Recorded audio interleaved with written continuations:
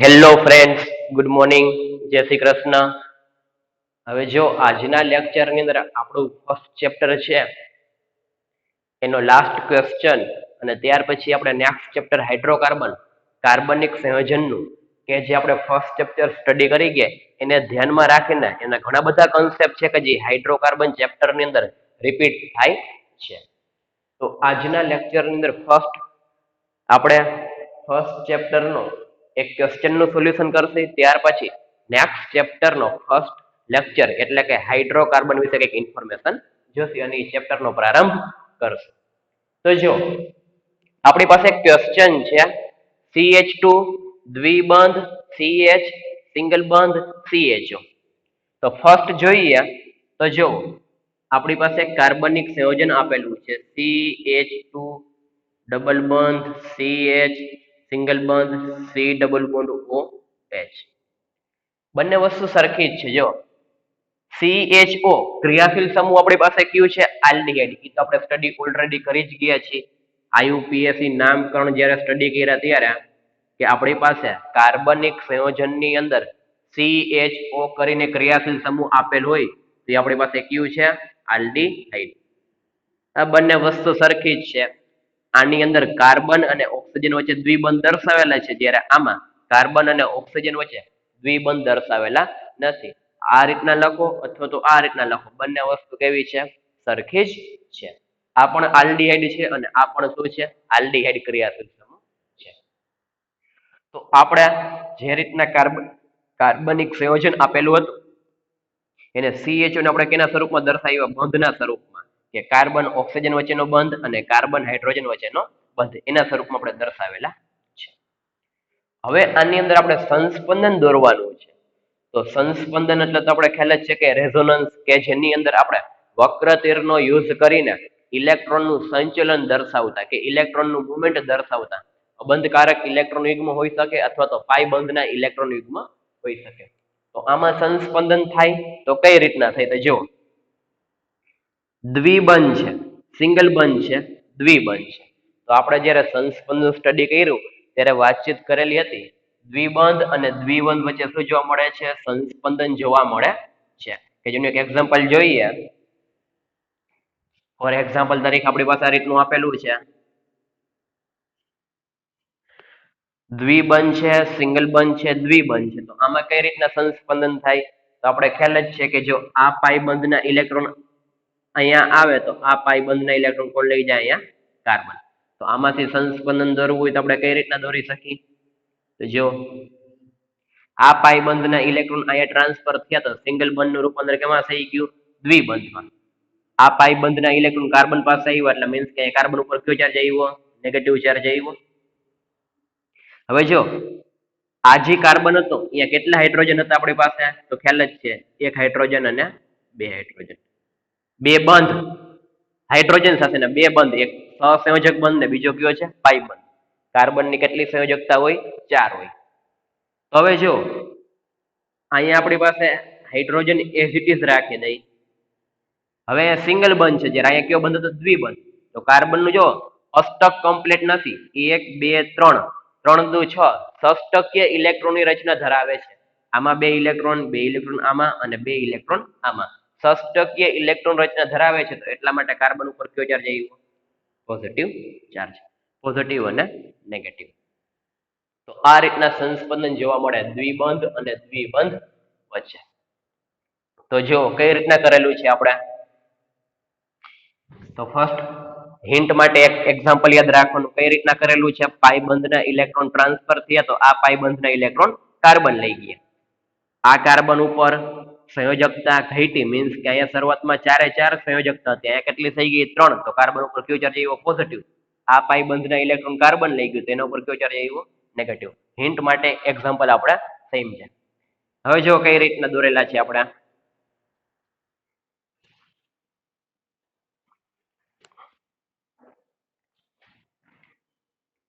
First જો શું કરેલું છે દ્વિબંધ છે, સિંગલ બંધ છે, દ્વિબંધ છે. આપણે લખી નાખી કાર્બનિક સંયોજન CH2 દ્વિબંધ CH સિંગલ બંધ C ડબલ બોન્ડ O અને H. ચાલો કઈ રીતના તો જો આમાં શું કરેલું છે આપણે? આ પાઈ બંધના ઇલેક્ટ્રોનનું મુવમેન્ટ આપણે અહીંયા દર્શાવ્યું. તો આ પાઈ બંધના ઇલેક્ટ્રોન કોણ લઈ જાય? ઓક્સિજન લઈ જાય. તો ફર્સ્ટ સંસ્પંદન કઈ રીતના થાય? આ રીતના કરી શકી. CH2 સિંગલ બંધ CH, દ્વિબંધ કાર્બન. ઓક્સિજન ઉપર શરૂઆતમાં કેટલા બંધકારક ઇલેક્ટ્રોન યુગ્મ હોય? 2 હોય. ત્રીજા ક્યાંથી આવશે? આ પાઈ બંધમાંથી. અને અહીંયા હાઇડ્રોજન એસિડ. હવે જો કાર્બનની સંયોજકતા કમ્પ્લીટ હતી, 4 બંધ હતા, તો કાર્બન ઉપર કઈ ચાર્જ હતો નહીં. હવે અહીંયા જો કાર્બનની સંયોજકતા 2 ને 3, તો કાર્બન ઉપર કયો ચાર્જ આવ્યો? Positive charge. તો જો છે પાઈ બંધના ઇલેક્ટ્રોન અહીંયા ટ્રાન્સફર થયા, તો આ બંધના ઇલેક્ટ્રોન કોણ લઈ ગયું? ઓક્સિજન લઈ ગયું. તો ઓક્સિજન પાસે શરૂઆતમાં 2 અબંધકારક ઇલેક્ટ્રોન યુગ્મ હતા. ત્રીજા ક્યાંથી આવ્યા? ત્રીજા પાઈ બંધમાં. હવે જો CH2 આપણી પાસે છે, તો અહીંયા આપણે નેગેટિવ ચાર્જ તો દર્શાવેલો છે, પરંતુ અહીંયા હવે કયો ચાર્જ દર્શાવવો પડે? આપણે પોઝિટિવ ચાર્જ પણ દર્શાવવો પડે. શું કામ દર્શાવવો પડે એ તો ખ્યાલ આવી ગયો. કાર્બનની સંયોજકતા કમ્પ્લીટ હતી નહીં, ષષ્ટકીય ઇલેક્ટ્રોનની રચના ધરાવે છે, ત્યારે આમાં કાર્બન અષ્ટકીય ઇલેક્ટ્રોનની રચના ધરાવે છે. કોઈ પણ પરમાણુ છે, કાર્બન હોય, ઓક્સિજન હોય, કે જે પોતાની અષ્ટકીય ઇલેક્ટ્રોનની રચના કરીને શું કરતું હોય? સ્થાયી થવાની ટ્રાય કરે. ષષ્ટકીય ઇલેક્ટ્રોનની રચના છે, એટલા માટે કયો ચાર્જ આવ્યો? Positive charge. Positive negative. અહીંયા આપણી પાસે છે નેગેટિવ છે. તો આમાંથી આ કઈ રીતના એવું ખ્યાલ આવી ગયો? પાઈ બંધનું શું કરેલું છે? એક પ્રકારનું સંચલન. પાઈ બંધમાં રહેલા ઇલેક્ટ્રોનનું એક પ્રકારનું મુવમેન્ટ દર્શાવેલું છે. કેના દ્વારા? વક્ર તીર દ્વારા. આ પાઈ બંધના ઇલેક્ટ્રોન અહીંયા આવે, તો આ પાઈ બંધના ઇલેક્ટ્રોન લઈ જાય ઓક્સિજન. તો નેગેટિવ પોઝિટિવ ચાર્જ. ચલો આને નંબર આપી દઈએ આપણે 1, આને નંબર આપી દઈ 2, અને આને નંબર આપી દઈ 3. હવે જો ત્યાર પછી ત્રીજું કઈ રીતના આવેલું છે? કાર્બન અને કાર્બન વચ્ચે સિંગલ બંધ છે, જ્યારે આમાં કાર્બન અને કાર્બન વચ્ચે કયો બંધ છે? દ્વિબંધ છે. પાઈ બંધના ઇલેક્ટ્રોન ટ્રાન્સફર થયો, તો આ પાઈ બંધના ઇલેક્ટ્રોન કોણ લઈ લઈએ? કાર્બન લઈ લઈએ. સેમ ટુ સેમ આમાં કઈ રીતના દર્શાવેલું હતું? આ રીતના ઈથી રિવર્સ. હવે જો આની અંદર પાઈ બંધના ઇલેક્ટ્રોન ટ્રાન્સફર થાય, તો આ પાઈ બંધના ઇલેક્ટ્રોન કોણ લઈ લે? કાર્બન લઈ લે. તો કાર્બન ઉપર નેગેટિવ ચાર્જ. ઓક્સિજન ઉપર શું કામ પોઝિટિવ ચાર્જ આવ્યો? તો ઇલેક્ટ્રોન શું કરેલા છે? ગુમાવેલા છે, એટલા માટે. તો કાર્બનના 1, 2, 3, 4 બંધ થઈ ગયા. આમાં કાર્બન ઉપર નેગેટિવ ચાર્જ. શું કામ? પાઈ બંધના ઇલેક્ટ્રોન અહીંયા ટ્રાન્સફર થાય, તો આ પાઈ બંધના ઇલેક્ટ્રોન કોણ લઈ લે? કાર્બન. તો કાર્બન ઉપર કયો ચાર્જ આવ્યો? Negative charge. ઓક્સિજન ઇલેક્ટ્રોન ગુમાવેલા છે, તો એટલા માટે એના ઉપર કયો ચાર્જ આવ્યો? Positive charge.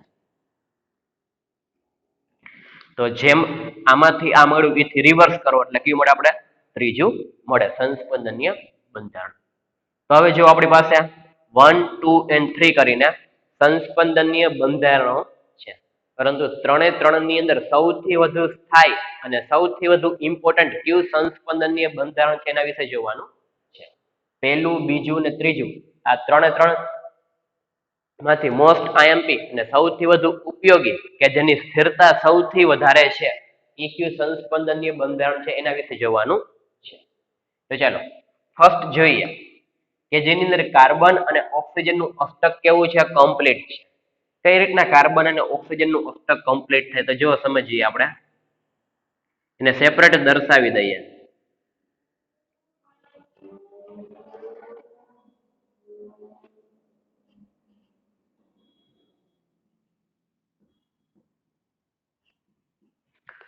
દરેક કાર્બન અને ઓક્સિજનનું અષ્ટક કેવું છે? કમ્પ્લીટ છે. તો જો આ કાર્બનના બંધ કેટલા છે? 1, 2, 3, 4. 4 બંધ છે, તો વાસ્તવિક છે કે એક બંધમાં 2 ઇલેક્ટ્રોન હોય, તો 4 બંધમાં 8. તો અષ્ટકીય ઇલેક્ટ્રોન રચના આ કાર્બનની કમ્પ્લીટ. આ કાર્બનમાં જુઓ 1, 2, 3, 4. 4 બંધ છે, 4 બંધ હોય, 4 2 ને 8. આ કાર્બનની પણ અષ્ટકીય ઇલેક્ટ્રોન રચના કમ્પ્લીટ. આ કાર્બન જુઓ 1, 2, 3, 4. 4 2 8. અષ્ટકીય ઇલેક્ટ્રોન રચના કમ્પ્લીટ. ઓક્સિજન જુઓ 1, 2, 3, 4, 5, 6, 7, 8. 2 બંધના અને 2 અબંધકારક ઇલેક્ટ્રોન યુગ્મ. તો આનું પણ અષ્ટક કેવું છે? કમ્પ્લીટ છે. તો જેમ કાર્બન અને ઓક્સિજન નું અષ્ટક કમ્પ્લીટ હશે એમ એની સ્થિરતા કેવી હશે? વધારે હશે. તો કાર્બન અને ઓક્સિજન નું અષ્ટક કેવું છે? કમ્પ્લીટ છે પેલા બંધારણની અંદર. બીજું જોઈએ, બીજાની અંદર કઈ વસ્તુ કરેલી છે? કાર્બન ઉપર પોઝિટિવ ચાર્જ છે અને ઓક્સિજન ઉપર કયો ચાર્જ છે? નેગેટિવ ચાર્જ છે. કઈ રીતના? આપણે ખ્યાલ જ છે કે આ પાઈ બંધના ઇલેક્ટ્રોન અહીંયા ટ્રાન્સફર થાય તો આ પાઈ બંધના ઇલેક્ટ્રોન કોણ લઈ લઈએ? ઓક્સિજન. તેના ઉપર નેગેટિવ, કાર્બન ઉપર પોઝિટિવ ચાર્જ. તો જો બીજું સંસ્પંદનીય બંધારણ આપણે કરીએ તો એની અંદર અષ્ટક કમ્પ્લીટ છે કે નહીં જોઈએ આપણે. જો કે જોતા જ ખ્યાલ આવી જાય.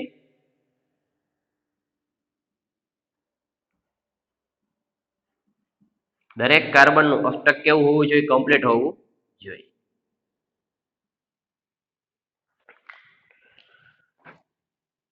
આ કાર્બન ઉપર આપણી પાસે છે પોઝિટિવ ચાર્જ. જો 1 2 3 3 મીન્સ સપ્તકીય ઇલેક્ટ્રોનની રચના છે. અષ્ટકીય ઇલેક્ટ્રોનની રચના છે નહીં. તો આ કાર્બન નું અષ્ટક કમ્પ્લીટ નથી. આ કાર્બન નું જો 1 2 3 4 આનું કમ્પ્લીટ છે. આ કાર્બન નું જો 1 2 3 4 4 2 8 આ કમ્પ્લીટ છે. ઓક્સિજન નું જો 1 2 3 4 આનું પણ કેવું છે? કમ્પ્લીટ છે. પહેલામાં કાર્બન અને ઓક્સિજન બધાની અષ્ટકીય ઇલેક્ટ્રોન રચના કમ્પ્લીટ છે, જ્યારે બીજાની અંદર એક કાર્બનની અષ્ટકીય ઇલેક્ટ્રોનની રચના કમ્પ્લીટ છે નહીં. તો કાર્બન ઉપર પોઝિટિવ ચાર્જ અને ઓક્સિજન ઉપર નેગેટિવ ચાર્જ. અષ્ટક અષ્ટક અષ્ટક અષ્ટક કમ્પ્લીટ, અષ્ટક અષ્ટક અષ્ટક કમ્પ્લીટ, પરંતુ આ કાર્બનની અષ્ટકીય ઇલેક્ટ્રોન રચના કમ્પ્લીટ છે. ચાલો ત્યાર પછી જોઈએ, આપણે ખ્યાલ જ છે કે કાર્બન છે એ કાર્બન ઉપર હંમેશા પોઝિટિવ ચાર્જ, મીન્સ કે કાર્બન છે વિદ્યુતીય ધનમય પરમાણુ છે. વિદ્યુતીય ધનમય પરમાણુ એટલે કે કાર્બન ઉપર પોઝિટિવ ચાર્જ સ્ટેબલ હોઈ શકે, સ્થિર હોઈ શકે, પરંતુ નેગેટિવ ચાર્જ હોઈ શકે નહીં. એ જ રીતના ઓક્સિજન છે, નાઇટ્રોજન છે, એ બધા એવા તત્વો છે કે જેના ઉપર નેગેટિવ ચાર્જ હોઈ શકે પરંતુ પોઝિટિવ સ્થિર હોઈ શકે નહીં. તો કાર્બન વિદ્યુત ધનમય છે, જ્યારે ઓક્સિજન કેવું છે? વિદ્યુત ઋણમય છે. ત્રીજું બંધારણ છે એની અંદર રિવર્સ આપ્યું છે. કાર્બન ઉપર નેગેટિવ ચાર્જ અને ઓક્સિજન ઉપર પોઝિટિવ ચાર્જ. તો આપણે એ જ કીધું, ઓક્સિજન હંમેશા નેગેટિવ હોય અને કાર્બન હંમેશા કેવું હોય? પોઝિટિવ હોય. તો બીજા કરતા રિવર્સ કેમ આવ્યું છે? ત્રીજાની અંદર રિવર્સ આવ્યું છે. કાર્બન નેગેટિવ જ્યારે આમાં કાર્બન પોઝિટિવ, ઓક્સિજન નેગેટિવ જ્યારે ઓક્સિજન આમાં કેવું છે? પોઝિટિવ. તો હંમેશા યાદ રાખવું, જે પરમાણુ ઉપર ધન વીજભાર હોય એ હંમેશા ધન વીજભારમાં જ સ્થિર હોય. જે પરમાણુ હંમેશા ઋણ વીજભાર હોય તો ઋણ વીજભારમાં જ કેવું હોય? સ્થિર હોય. ઓક્સિજન ઉપર હંમેશા નેગેટિવ ચાર્જ સ્થિર હોય, સ્ટેબલ હોઈ શકે, પોઝિટિવ ચાર્જ સ્ટેબલ હોઈ શકે નહીં. એ જ રીતના કાર્બન ઉપર પોઝિટિવ ચાર્જ સ્ટેબલ હોય, નેગેટિવ ચાર્જ સ્ટેબલ હોઈ શકે નહીં. તો આની અંદર પરમાણુ ઉપર જે ચાર્જ છે એ બધા કેવા છે? બીજા કરતા રિવર્સ છે. તો આમાં કહી શકે ત્રીજાની અંદર વીજભાર કેવા છે? અલગ અલગ.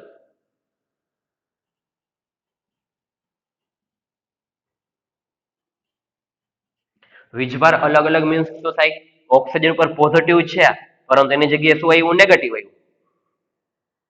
કેની અંદર? સોરી, આપણી પાસે કાર્બન ની પહેલા જોઈએ. કાર્બન ઉપર પોઝિટિવ છે પરંતુ કયું આવ્યું? નેગેટિવ આવ્યું. ઓક્સિજન ઉપર નેગેટિવ હોય તો કયું આવ્યું છે? પોઝિટિવ આવ્યું છે. એટલે કે વીજભાર કેવા છે? અલગ અલગ છે. કાર્બન ઉપર હંમેશા પોઝિટિવ ચાર્જ સ્ટેબલ હોય, એની જગ્યાએ કયું આવ્યું? નેગેટિવ. ઓક્સિજન ઉપર હંમેશા નેગેટિવ ચાર્જ સ્ટેબલ હોય તો કયું આવ્યું? પોઝિટિવ. તો વીજભાર કેવા આવ્યા? અલગ અલગ આવ્યા ત્રીજાની અંદર. તો હવે પહેલું, બીજું અને ત્રીજું ત્રણની સ્થાયીતા જોવાની છે કે સૌથી વધુ સ્થિર કયું છે. તો આપણે ખ્યાલ જ છે કે જેની અંદર અષ્ટકીય ઇલેક્ટ્રોન રચના બધામાં કમ્પ્લીટ હશે, એની સ્થિરતા કેવી હશે? વધારે હશે. તો ફર્સ્ટ કયું આવશે? સ્થાયીતાનો ક્રમ લખીએ તો પહેલું જ આવશે. બધાની અષ્ટકીય ઇલેક્ટ્રોન રચના કમ્પ્લીટ છે. ઓક્સિજન ઉપર નેગેટિવ વીજભાર હોય તો અહીંયા નેગેટિવ વીજભાર છે. તો પેલું. બીજા ને ત્રીજાની કમ્પેરિઝન કરીએ તો બીજાને અને ત્રીજાની અંદર ચાર્જેસ કેવા છે? વીજભાર અલગ અલગ છે. એવું તો આમાં તો બીજામાં જોવા મળતું નથી. કાર્બન ઉપર પોઝિટિવ હોય તો પોઝિટિવ જ છે, ઓક્સિજન ઉપર નેગેટિવ હોય તો નેગેટિવ જ છે. તો આ બંનેની અંદર ચાર્જ સરખા કેમાં છે? બીજામાં છે. પ્લસ એની અંદર બે કાર્બન અને ઓક્સિજન નું અષ્ટકીય કેવું છે? કમ્પ્લીટ છે. તો એટલા માટે ત્યાર પછી કયું આવશે? સેકન્ડ આવશે. સૌથી ઓછી સ્થાયીતા કેની હશે? ત્રીજાની. શું કામ સૌથી ઓછી સ્થાયીતા ત્રીજાની હશે? તો ઓક્સિજન ઉપર નેગેટિવ વીજભાર સ્ટેબલ હોય, જ્યારે કાર્બન ઉપર પોઝિટિવ વીજભાર સ્ટેબલ હોય. એથી રિવર્સ આમાં લખેલું છે, એટલે કે વીજભાર કેવા છે? અલગ અલગ છે. એટલા માટે ત્રીજાની સ્થાયીતા સૌથી ઓછી હશે. શું કામ? ચાર્જના લીધે. એનું હજી એક એક્ઝામ્પલ લઈએ તો આપણી પાસે એક એક્ઝામ્પલ છે.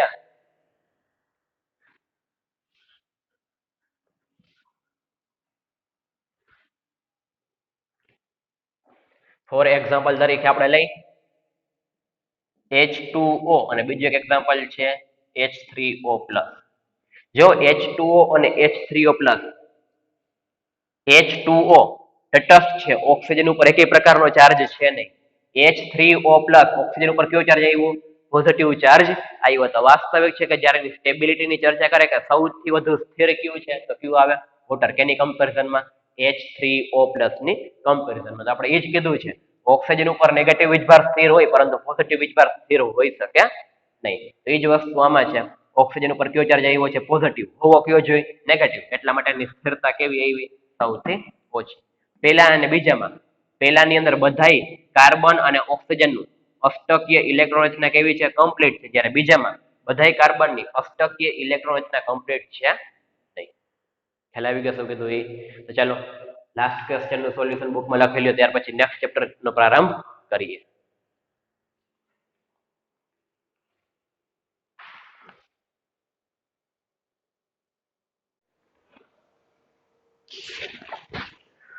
ચાલો ત્યાર પછી આપણી પાસે નેક્સ્ટ ચેપ્ટર છે હાઇડ્રોકાર્બન.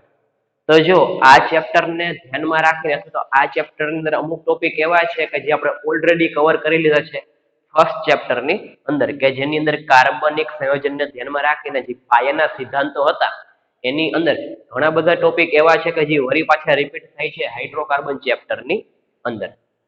તો આપણે જો ડેફિનેશન તો ખ્યાલ જ છે કે હાઇડ્રોકાર્બન સંયોજનો કેને કહેવામાં આવે છે? તો હાઇડ્રોકાર્બન સંયોજનો શબ્દ જ આવી ગયા આપણી પાસે હાઇડ્રોકાર્બન ની અંદર.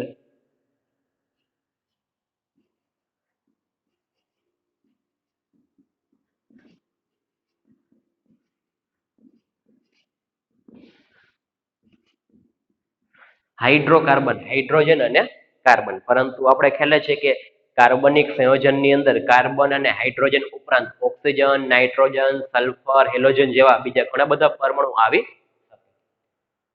તો એવા કાર્બનિક સંયોજનો કે જેની અંદર કાર્બન અને હાઇડ્રોજન આવેલા હોય એવા કાર્બનિક સંયોજનને આપણે શું કહીએ છીએ? હાઇડ્રોકાર્બન સંયોજનો. તો એ હાઇડ્રોકાર્બન સંયોજનની અંદર આપણે ઓલરેડી ડિસ્કશન કરી ગયા હતા આલ્કેન, ત્યાર પછી આપણી પાસે હતું આલ્કિન, ત્યાર પછી હતું આલ્કાઇન. આલ્કેન, આલ્કિન અને આલ્કાઇન, કે જેના આપણી પાસે એક્ઝામ્પલ હતા. ફોર એક્ઝામ્પલ તરીકે લઈએ CH3. આલ્કિન નું એક્ઝામ્પલ લઈએ તો CH2 દ્વિબંધ CH2. આલ્કાઇન નું એક્ઝામ્પલ લઈએ તો CH ટ્રિપલ બંધ CH. તો આપણે કહી શકીએ હાઇડ્રોકાર્બન સંયોજનો હોય તો આપણે ખ્યાલ જ છે સંતૃપ્ત, અસંતૃપ્ત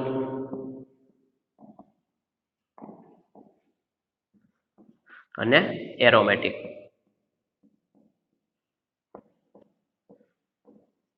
તો આપણે સંતૃપ્ત હાઇડ્રોકાર્બન કેને કહેવામાં આવે છે એ ઓલરેડી જોઈ ગયા છે. અસંતૃપ્ત કેને કહેવામાં આવે છે? એરોમેટિક હાઇડ્રોકાર્બન કેને કહેવામાં આવે છે? તો જેનું આપણે ડિસ્કશન ફર્સ્ટ ચેપ્ટર ની અંદર ઓલરેડી કરી ગયા છે. તો બસ હાઇડ્રોકાર્બન ચેપ્ટર ની અંદર આલ્કેન, આલ્કિન અને આલ્કાઇન ને ધ્યાનમાં જ રાખીને ઘણા બધા ટોપિક આપેલા છે કે જે આપણે ચેપ્ટરમાં સ્ટડી કરશે હાઇડ્રોકાર્બન ચેપ્ટર ની અંદર. તો સંતૃપ્ત, અસંતૃપ્ત, એરોમેટિક હાઇડ્રોકાર્બન, તો આપણે બેન્ઝીન વિશે ચર્ચા કરી ગયા હતા. વિસ્થાપિત બેન્ઝીન વિશે ચર્ચા કરી ગયા હતા. ઓર્થોમેટા પેરા કેને કહેવામાં આવે છે એ આપણે જોઈ ગયા હતા.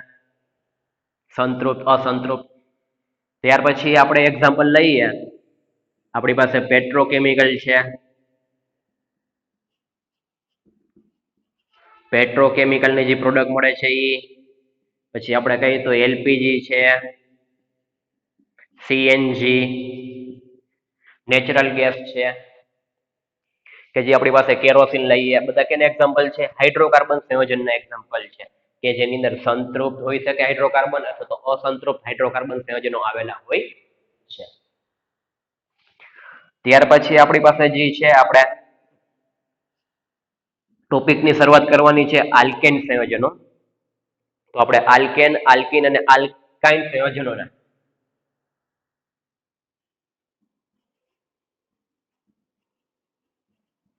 નામકરણ, તો નામકરણ માટેના જે આપણી પાસે છે IUPAC ના રૂલ્સ, IUPAC ના international union of pure and apply chemistry, કે જે IUPAC રૂલ્સ આપેલા હતા એને ધ્યાનમાં રાખીને આપણે ઘણા બધા એક્ઝામ્પલની પ્રેક્ટિસ કરી ગયા હતા. આલ્કેન, આલ્કીન, આલ્કાઇન અને એરોમેટિક હાઇડ્રોકાર્બન સંયોજનના કઈ રીતના નામકરણ કરવા એના વિશે આપણે ઓલરેડી પ્રેક્ટિસ કરી ગયા છે.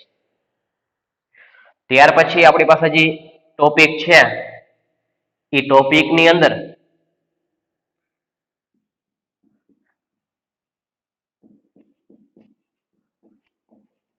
આલ્કેન સંયોજનના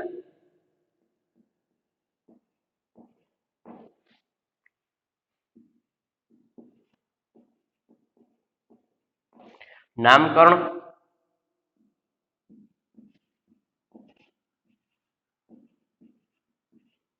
અને સમઘટકતા. તો આપણી પાસે જે શરૂઆતની જે ઇન્ટ્રોડક્શન હતું એ ઇન્ટ્રોડક્શનની અંદર આપણી પાસે હાઇડ્રોકાર્બન સંયોજન કેને કહેવામાં આવે છે, હાઇડ્રોકાર્બન સંયોજનની અંદર કયા તત્વો આવેલા હોય છે, સંતૃપ્ત છે, અસંતૃપ્ત છે, એરોમેટિક હાઇડ્રોકાર્બન સંયોજનો છે, આલ્કેન છે, આલ્કીન છે, આલ્કાઇન છે, આ બધાની અંદર કયા પ્રકારનું સંકરણ થાય છે, કાર્બન કાર્બનની બંધ લંબાઈ કેટલી હોય, આલ્કેનમાં, આલ્કીનમાં, આલ્કાઇનમાં, એ જ રીતના કાર્બન હાઇડ્રોજનની બંધ લંબાઈ કેટલી હોય, કે જેના વિશે ડિસ્કશન કયા પ્રકારનું સંકરણ થાય છે, sp3, sp2 કે sp, કે જેના વિશે આપણે ડિસ્કશન ફર્સ્ટ ચેપ્ટર અંદર કરી ગયા હતા. એટલા જ માટે મેં કીધું જો આપણે ફર્સ્ટ ચેપ્ટર છે એમાં ઘણા બધા એવા કોન્સેપ્ટ છે કે જે વળી પાછા રિપીટ હાઇડ્રોકાર્બન ચેપ્ટરની અંદર થાય છે. તો આપણે ઈ ટોપિક છે તો હવે ઈ ટોપિક સ્ટડી કરતા એટલી બધી વાર લાગશે નહીં. શું કામ કે જે ઓલરેડી આપણે ફર્સ્ટ ચેપ્ટર અંદર જ સ્ટડી કરી ગયા છે. તો હવે નામકરણ કરાવવાની કઈ જરૂર રહે નહીં. શું કામ આપણે ઓલરેડી કાર્બનિક સંયોજનના IUPAC નામકરણ તો ખ્યાલ જ છે.